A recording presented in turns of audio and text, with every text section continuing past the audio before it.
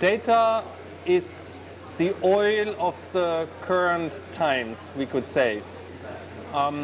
As I said, we are working particularly with developing countries. Here we often face a dilemma in that sense that there is not enough data there. But on the other hand, we can also see that even in developing countries, we find a lot of data from the private sector.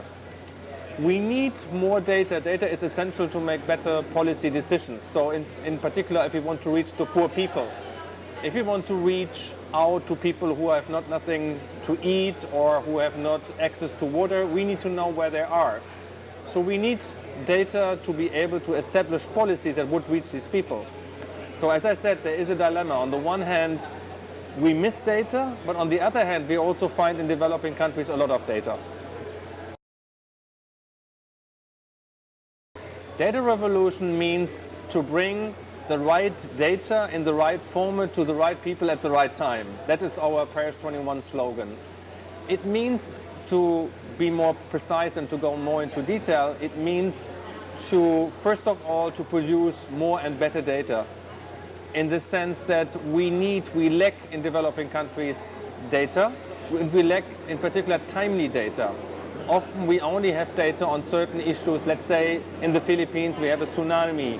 Often we need timely data on where people are, where the tsunami hit it most, how can we best organize our efforts to our relief efforts. So we need timely data, and the data revolution through technology innovations like mobile phones, like the use of tweets, like the use of big data, can be an essential tool in making this happen.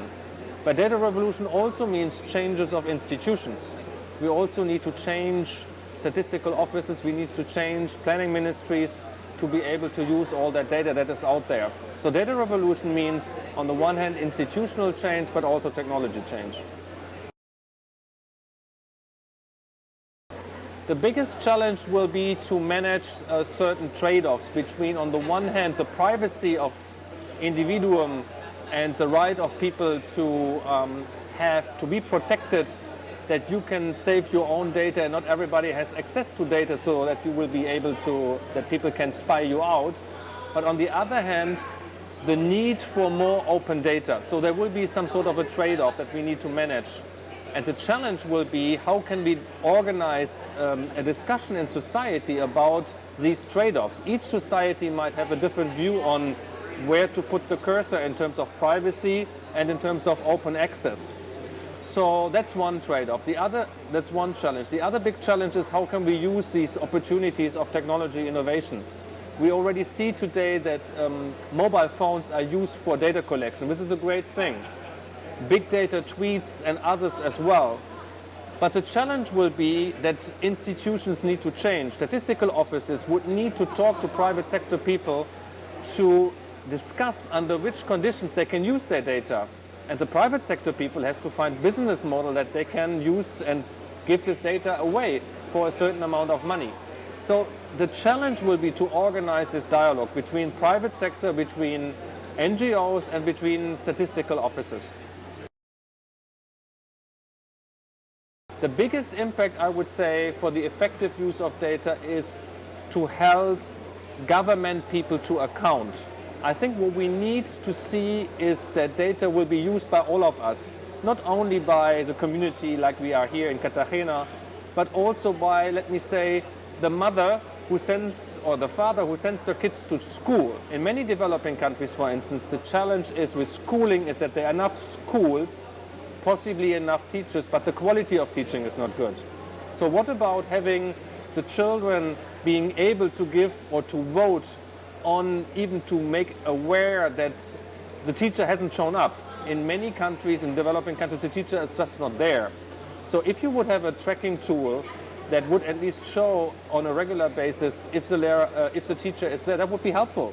The same for hospitalization and going to the hospital. In many developing countries, in Africa and others, I've seen it myself.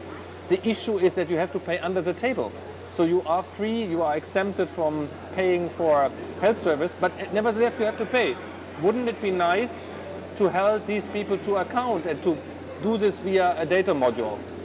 So I think the opportunities here are great, but we just need also to train people to be aware of these opportunities and make them comfortable to use data in this field. This is a fantastic festival, let's be very clear. I think it's one of the unique festivals that I've been attending in all of my professional career. Why is it so different? Because first of all, I think it wasn't organized by any established institution. It isn't an event of the OECD, nor the World Bank, nor the UN. It is an event organized by institutions like Overseas Development Institute, Paris 21, Data Pop Alliance, and many others who voluntarily got together. And because they felt there is a need, they were able to, on a voluntary basis, to put their heads together, to put a little bit of money together, and to advance an agenda. Nobody else was telling them necessarily. There is not a sort of established track. So we are really breaking ground here. And you see, I mean, this fantastic environment that helps that people are at ease, people are discussing on equal levels, and we can bring in people from very different constituencies. We have people from the private sector, from civil society organizations, from the statistical community, from advocates. So I think this is a fantastic opportunity, this is a fantastic event, and I'm very proud to be here.